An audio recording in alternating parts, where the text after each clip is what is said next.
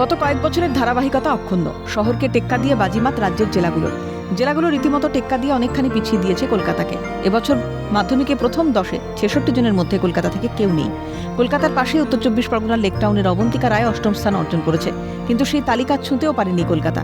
চলতি বছরে পাশের হার বেড়েছে ঠিকই, তবে এগোতে পারেনি কলকাতা।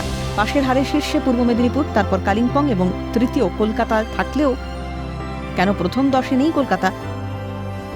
কেন এমন অবস্থা?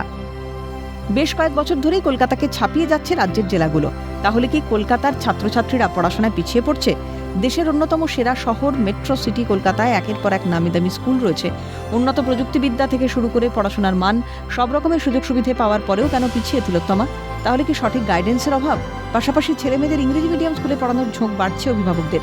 সেই দিক থেকে বাংলা মিডিয়ামে কম পড়ছে পড়ুয়ারা, সুতরাং এটাও একটা বড় কারণ বলে মনে করা হচ্ছে। পড়ুয়ার অভাবে সম্প্রতি কলকাতায় বেশ কয়েকটি বাংলা মাধ্যম স্কুল বন্ধ হয়েছে। যাই হোক, সমস্ত ধরনের সুযোগ সুবিধা পেয়েও কেন কলকাতার পড়ুয়ারা পিছিয়ে পড়ছে, এই নিয়ে উঠছে প্রশ্ন। ক্যালকাটা নিউজ।